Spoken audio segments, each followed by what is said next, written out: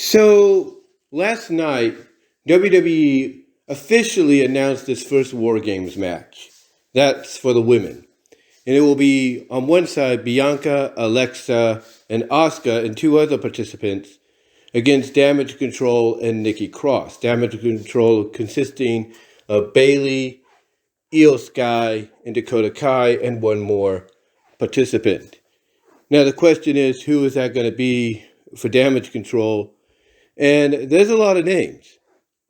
There's a lot of names being tossed about. Rhea Ripley, after the tease between her and, after the tease between her and Bianca backstage and the situation with her and Mia Yim, that's being talked about. Candice LeRae is another name being tossed around because, there's a possibility the attack that she suffered was staged and she's going to reveal she was with Damage Control the whole time, And then you got the two other slots on Team Bianca, which obviously are tailor-made, for, as some people put it, Sasha Banks and Naomi, So there's some names being tossed about when it comes to the women's War Games match and who the other participants in it will be. The men, I think, are going to get set up on SmackDown this week. So you're going to have a War Games match on behalf of Raw, and you're going to have a War Games match on behalf of SmackDown, which, both consist of a mixture of SmackDown and Raw talent, but it looks like they're going more with a Raw creative decision and direction for Monday night for the women, and a SmackDown possibly, direction for the men. But we'll see. Anyway, speaking of War Games, one of the things a lot of people always wonder about is why did it take so long for War Games to, make its main roster debut? Why did it take so long for it to make its main roster debut? And that's a good question. That's an obviously good question. And the obvious answer, as everybody has pointed out, the obvious answer that everybody has pointed out is Vince McMahon. You see, Vince has a history, as we have seen on television, that if he didn't create it, if he can't take credit for being some of his own ideas, then he's going to want nothing to do with it, or he's going to change it up to where he could put his stamp of approval on it. He could basically say, yep, that was my idea. But what does that have to do with War Games, you might ask?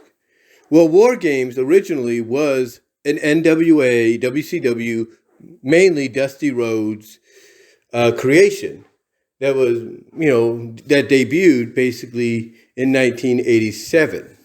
That's right, 35 years ago.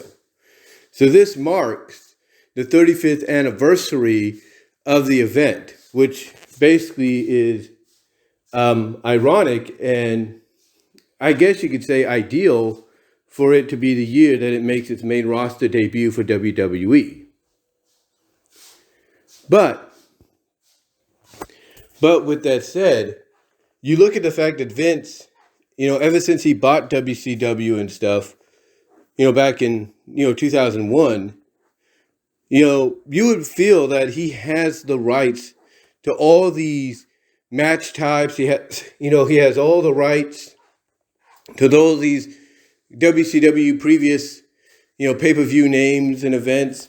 Why doesn't he use them? Why doesn't he, use them and, make money off them? Well, he's kind of done that in a sense. I mean, he did bring back Starrcade, not as prestigious as it used to be, but, once in a while when they're in the Carolinas, especially towards this part of the year, he'll bring back Starrcade, although WWE will bring back Starrcade for a one-night event. That's one thing they will do. But besides that, there's not just much he would necessarily want to bring to the table. Not really much. I mean, he'll take elements, from previous WCW match types or, pay-per-view themed ideas, excuse me there, and incorporate them, into something that he could be credited as his own creation, like the Elimination Chamber. We know that part of the rules there, one of the rules is War Games related. We know that.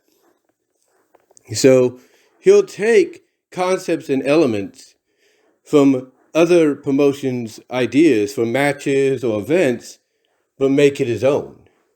He'll make it his own by putting his own little twist on it with his own ideas, mix it in, kind of make an amalgamation out of it.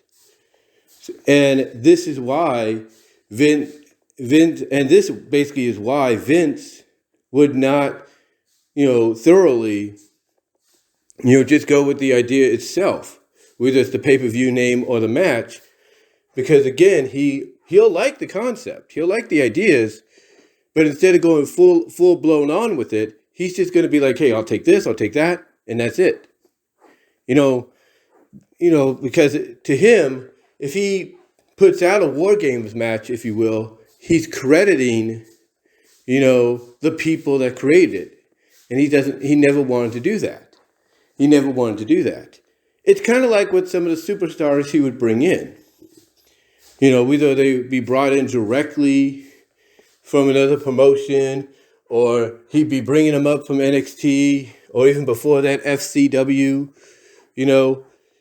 If he didn't create that individual, he would find a way to make that individual his own creation. Now, there have been a few exceptions because I think, in a way, they have met the criteria that Vince would look for. I mean, obviously, Vince was high on Samoa Joe. He's been wanting him, and he basically fit a criteria that Vince was looking for. And, of course, Samoa Joe was part of NXT, which was, Triple H's baby, at that time when he came in. So that scored huge brownie points with Hunter, when it came to Vince, obviously. And Vince is like, yeah, we'll do this. We'll do this. We'll bring him in. We'll make him a wrestler. Everything. We'll give him a big push, or at least give him a semi-decent push, put him in the main event or upper echelon of the mid-card. And that's what they did. And if it wasn't for the injuries, not only would Samoa Joe still be there, there's no doubt people feel he might be one of the champions. But that we wouldn't have an undisputed champion right now because Joe might be holding one of the other titles. But be that as it may, Joe, that's neither here nor there because now Joe's in AEW. But the point I'm getting at, there have been a few exceptions. But, outside of those few exceptions, Vince has always taken somebody that if he didn't create them, he would change them up to be his own creation. He would. Good example, LA Knight. Ever since Triple H has taken over, he tried to make the Max Dupree thing work, didn't work. And he says, you know what? You're not Max Dupree, you're LA Knight. And ever since then, they did this progression while Max was going back to LA Knight. And finally, here he is. He's back to being LA Knight, being the heel, the smarmy heel that everybody knows him, Eli Drake, to be. And obviously it's paying off. It is paying off in a big way. Will it pay off in a championship run with the Intercontinental title? We don't know. But still, it's paying off. It's paying off in a huge, huge way. And there are other examples as well. I mean, people getting the names back, people being able to act more like the NXT versions of themselves and everything, or the indie selves. There's a lot of things that are changing for the better now that Triple H is running things. But when Vince was running things, he would change things up despite the fact that, they didn't need to be changed, like I said, with a few exceptions, because if he couldn't take credit for it, then he didn't want nothing to do with it. And that was a fact. And that's why War Games, everybody is happy finally it's getting a main roster debut, a main roster run under Triple H's watch, because of the fact that Vince wanted nothing to do with it. Yeah, Vince wanted nothing to do with it because Vince didn't create it. Dusty Rhodes did. Dusty Rhodes created as a blow-off kind of match, similar to what Hell in a Cell ended up being for WWE, when it came to the NWA. A blow-off match for teams of 4 or 5 to end, or at least put to rest, or put on the back burner, a feud that needed to end. It needed to end. And it would work. No matter who was in there, the War Games concept would work. Now, have other promotions taken the War Games concept and changed it up a little bit? Absolutely. ECW did it back when they were in business with Double Jeopardy. That was the match they called it. CZW, its successor, if you will, capitalized on the concept with Cage of Death. They did the Cage of Death deal, which is basically, like a Double Jeopardy, but it's more along the lines of an ultra-violent version of War Games, where when the match starts, you have all this plunder, all this weaponry, skewered about, the cage area. And the cage itself would change design almost every year, depending on where it would take place at. Then, of course, you have TNA that did Lockdown, which incorporated the weapons aspect that CZW, I think, introduced. But instead of having weapons scattered about the ring, within the ring, I should say, or outside of it, whatever, they would have the weapons on the roof, and after all 5 participants entered, the roof would come down with the weapons. And, that's a great kind of like change up to make it, your own version. The same with MLW. MLW does War Games, what they call the War Chamber, and there are a few changes here and there that they've made to make it their own. Heck, WWE, NXT mainly, when Triple H introduced it, said, look, we're going to do War Games, but we're going to change it up. And instead of having an enclosed roof, we're going to have an open roof. And it's going to allow for the wrestlers to perform more high-flying maneuvers, death-defying maneuvers, unlike, the original. And guess what? With that change, that they put in there, as well as the keep the participants inside little cages and all that, until their time to enter the match comes, that is a huge change.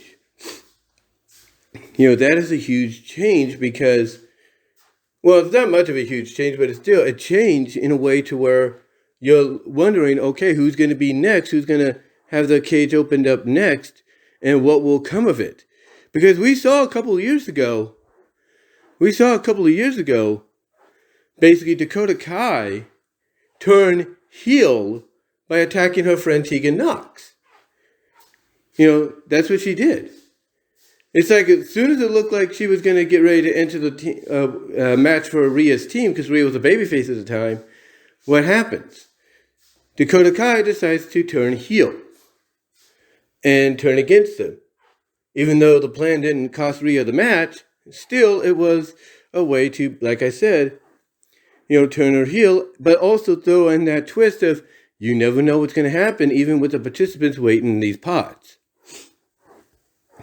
So everybody has changed up War Games to make it their own, even if they do keep basically the similarities down to almost a T with a few changes. They found ways to make it their own. So you have to wonder, why didn't Vince do that? When he finally owned the rights to War Games, why didn't he do that? I mean, people will shit on the whole invasion angle and all that, but if you look at the finale, the winner-take-all finale at Survivor Series 2001, I don't think anybody could argue that despite how you felt about the invasion, that could have been a good way to do War Games. That could have been a good way to introduce War Games into the WWE by basically putting Team Alliance against Team WWE. You could have still ended up with Austin and Rock at the end, but what a way to incorporate the War Games concept and kind of say, hey, I now own the rights to this match and I can bring it out whenever I want. but he never did. And he's had various opportunities since then to do it, but he never did. He never did. In fact, I asked Jeff Siegel, the Slug Daddy, during a Q&A during a Q&A he did recently, which unfortunately he didn't have time to answer the question. But I asked him what late 80s to early 90s matches of Survivor Series do you think could have benefited from War Games?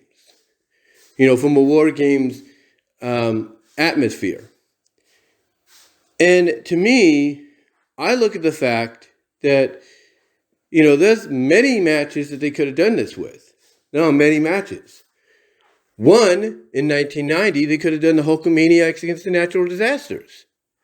I mean, that kind of pretty much fits in with the War Games match. You could still do the match of survival later on, even though the War Games match would overshadow it. That still could have been done with War Games, with a War Games feeling to it. Heck, even the first one, even though it pretty much wouldn't have made sense, Andre's team against Hogan's team, could have benefited from a War Games idea.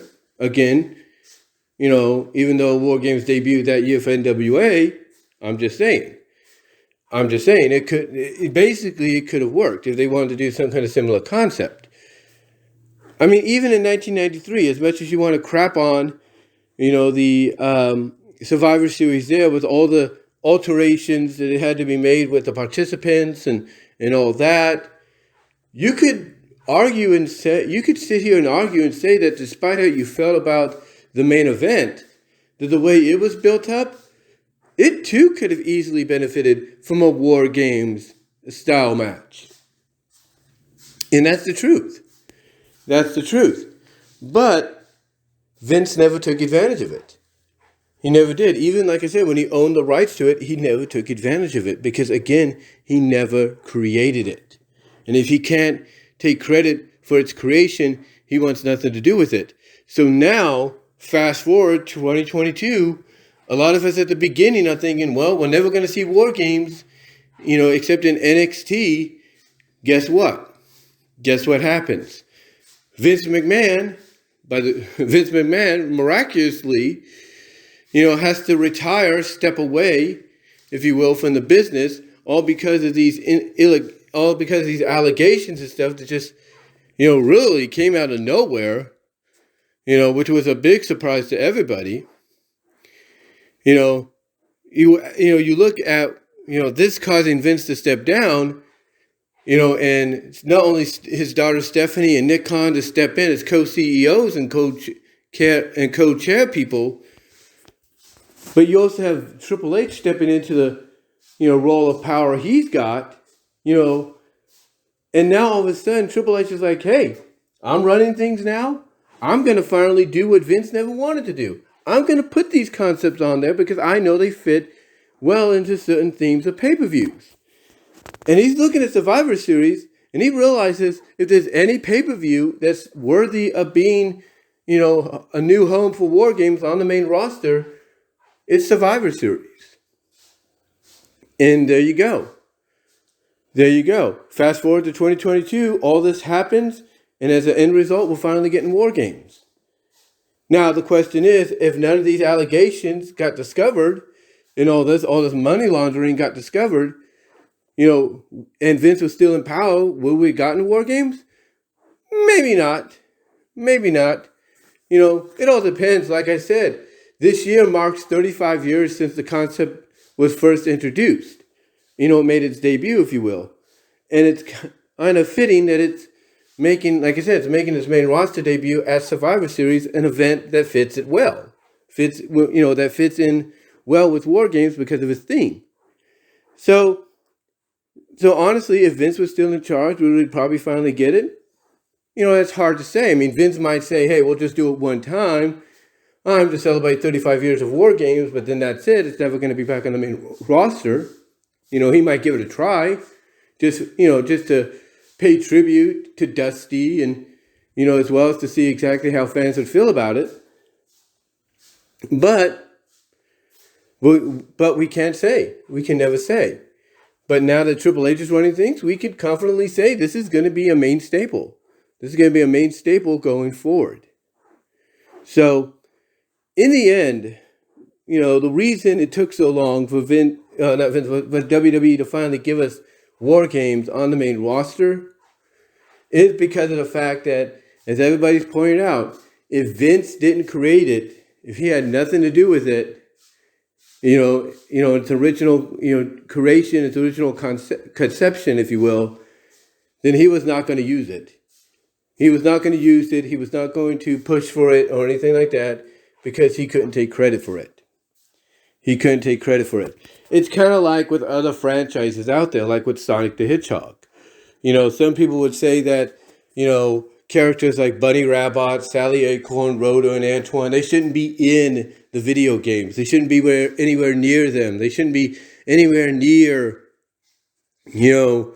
any television or comic book spin-offs of Sonic and everything, because they weren't created for the games. They were not original, creations of the original creator. And here's the thing, though. They were. Anytime you look at merchandise with their imagery on it, it says, it says the name and it has the copyright Sega. And that's where the argument falls apart, because they are created by these people. Yes, they're created more for the Western audiences, the Western side of the world, but they are part of Sega. But a lot of diehard fans, kind of basically look at it very similar to how Vince looked at War Games. If it wasn't created for the original games or the original ideas of Sonic, then it has no business being part of Sonic. Just like Vince would look at War Games and say, if I didn't create it, it has no business being here. It's like he'll take elements from it, and put them together in a match. But if he had nothing to do with it, with his original conception, he's not going to want to do business. He's not going to want to present it to the world, as it was. And that's pretty much the truth. But thankfully, we are now getting it. And I cannot wait. For it. But let me know what your guys' thoughts are. How do you feel about the fact that it took this long for us to finally get War Games on the main roster? Not just NXT, but the main roster, period. Let me know what your thoughts are overall. Comment below, live chat during the premiere, like the video, hit the subscribe and bell buttons for notifications to know when all my content will be released. Also, check me out at patreon.com/BWRoses with a $1, $3 tier and a possible $5 Q&A tier in the future. Still working on that. Also, check me out at Teespring for merchandise you can't find anywhere else except there. Got some new MLP-related merchandise you might like. Also, ladies and gentlemen, check me out at VENMO at BWRoses for content you can't get here on YouTube. Also, check me out at VENMO at Brian-Woman-2 and Cash App at BWRoses98. Again, Venmo at Brian, BRIAN dash Walmer, WALMER dash 2. And BW Roses, that's BW ROSAS 98 at Cash App. Also, check me out at BW Roses Discussions, all your favorite audio podcast locations except for Pandora, where you will get an audio version of this as well. Also, check me out at deviantart.com at BVW1979. And that's really about all the plugs I can give you guys. But until next time, let me know what your thoughts are. And until then, I am out. Now, take care and have a good day. And if you live here in California, try to stay dry in the northern part.